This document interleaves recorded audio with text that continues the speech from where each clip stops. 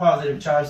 Now, as you know from your experience from this class, Coulomb's law tells us there is a force between two. In fact, Coulomb's law tells us there is a repulsive force between these two. That means the blue pushes the black, and black push the blue.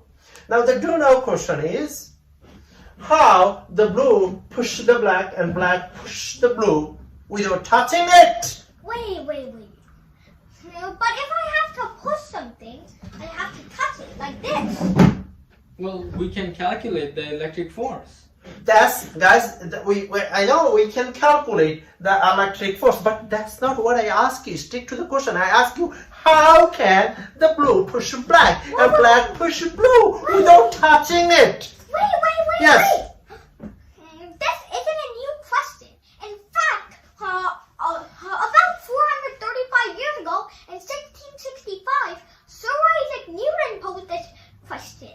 And he wrote the answer in the form of the equation Fg equals Em1 M2 over R squared, which we can use to find the force. Electric field idea come from electric force, and electric force idea come from gravitational force. And you're taking back to 1665, and you're saying that if you look at the Earth, and if you have a moon, which is 92 million miles away.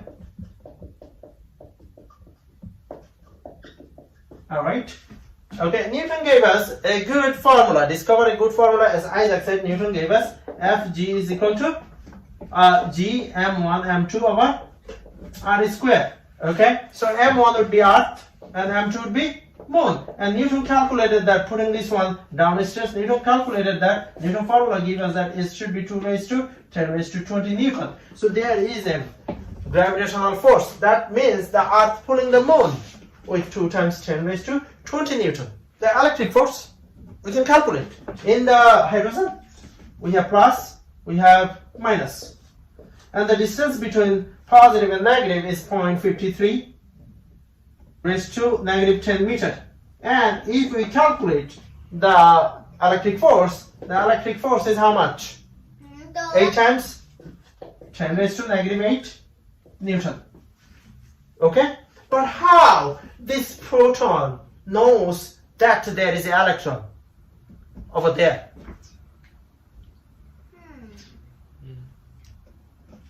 Okay, so let's take you to the lesson. Charles. Alright, bro, let's make it as big as possible because this is our source. Okay. And you're gonna get to tell me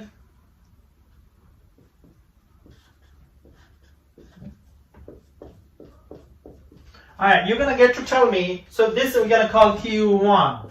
You're gonna get to tell me what these blue lines represent. Yes, Well, Isaac. so I've been studying physics for a really long time. So I'm pretty sure these blue arrows represent force. They are force. What about Albert? I agree. I think they're force vector. They're force vectors? Why do you think these are force vectors? They're arrows. They're arrows, okay. But they're not force vectors. Bad news for you. They are filled. They're filled lines. The fields are also vectors, so you can put the arrow over here. So fields are also vectors. They're filled.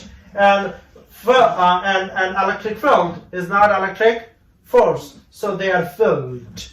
I have a question. And the field decreases as it is further From the charge. from the charge. Yes, you have a question. What if we put a smaller charge? No. Before we do that, Yes. shh, guys. I want to ask you why this is not force. Why this is not force and this is field? Why this cannot be force? Oh, it's because there's nothing to exert the force on. And you can't exert the force on yourself. Good. You want to add something? Yeah, I agree. There's nothing to push or pull on physically.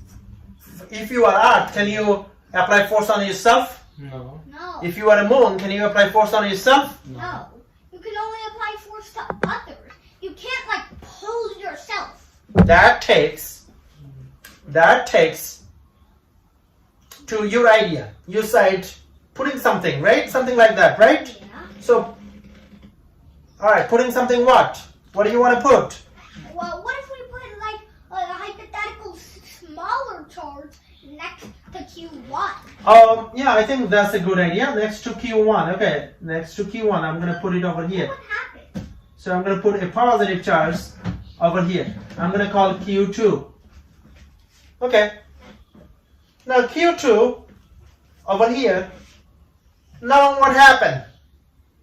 What would happen now? Now tell me, does Q2 also creates field? Yes. No. I'm not sure about that. I mean, it's super tiny. It's super tiny field because it's super tiny charge. No, Yes, it creates super tiny field because it's super tiny charge. but it gets the small field gets overtaken by the bigger. That's correct. From That is Q1. small, the red fields overtaken by the blues. Okay? So it's so invisible that we're not gonna even bother. Yeah, it's like air resistant. It's- It's neglectable. It's overtaken by what? Blue. The blues. Yeah. Okay, very good. Very good.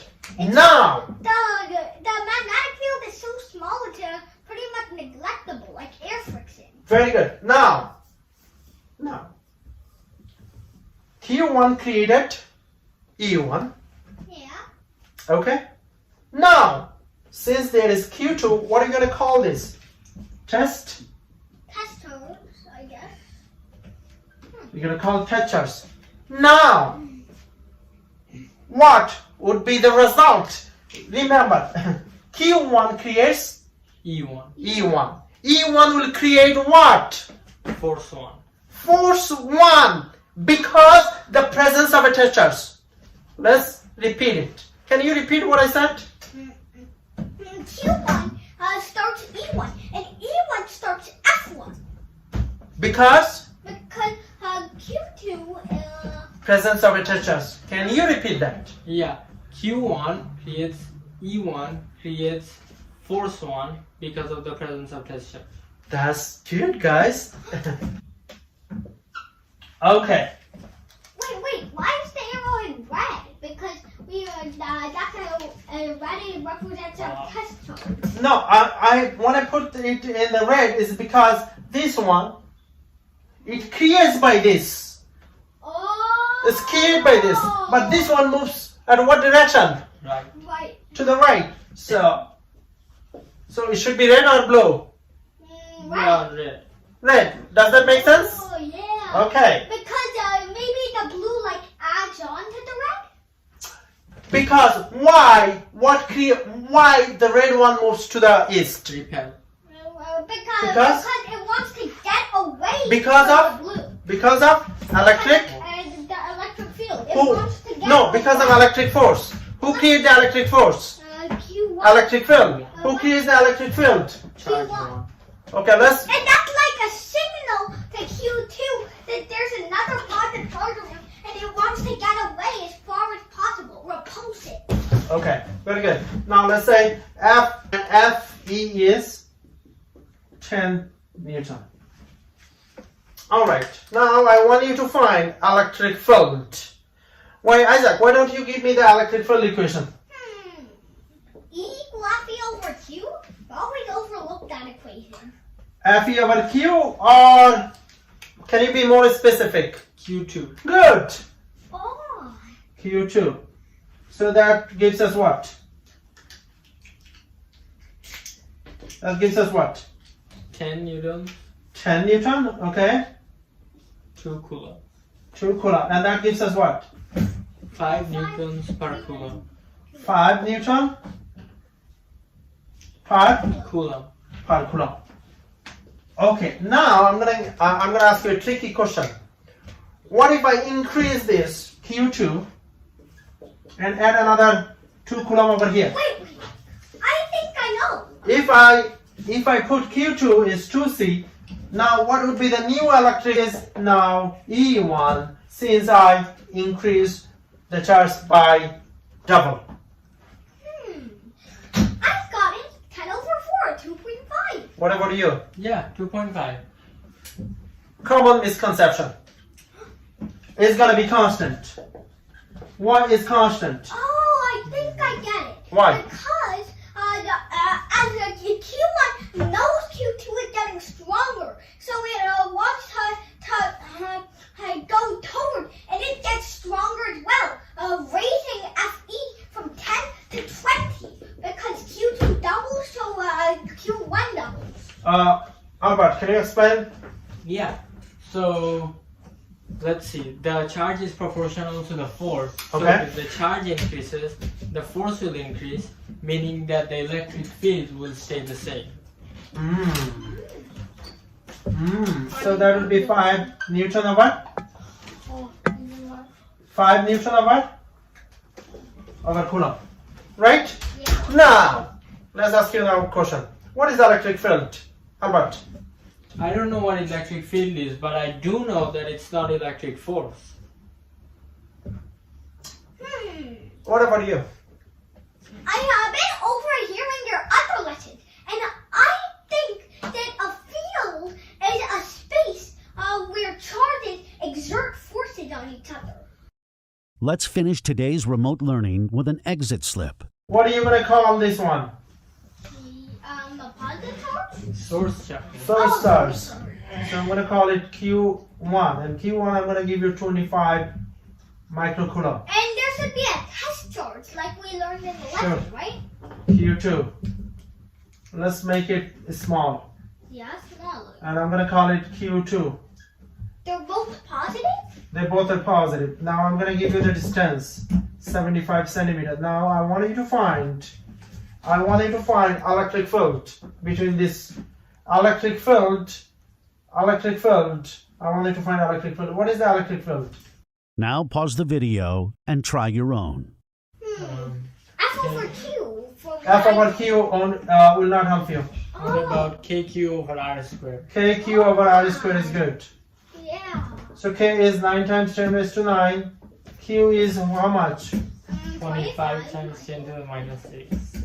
And this is? 0.75. Yeah. And what is that? So that's just 4 times 10 to the 5 Yes, 4 times 10 to the 5 what? newtons. Not Newton. Coulombs? Not Coulomb. Newtons per coulomb. Newtons per Coulomb. Good. 99.5. That's the same thing. So Q2 is what? Let me give you Q2. Should it be smaller than this one or bigger than that one?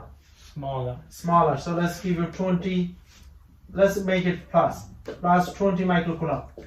So what I want you to find, force. What is the force? Give me the equation. KQ1, Q2 over R squared. Definitely we can use it. Yeah, sure. We don't know Q2, so we could use another cross multiplication. F equal to Q. Okay. So what is E? So E we know is 4 times 10 raised to the 5. And Q? 20 times 10 to the minus 6. 20 times 10 raised to the minus 6. So that's 8 newtons. 8 newtons. Now I have a question for you guys, Isaac. You know this is 8 newton, right? Force is how much? This is Q2. 8 newtons. Force is how much? 8. 8 newton. What direction?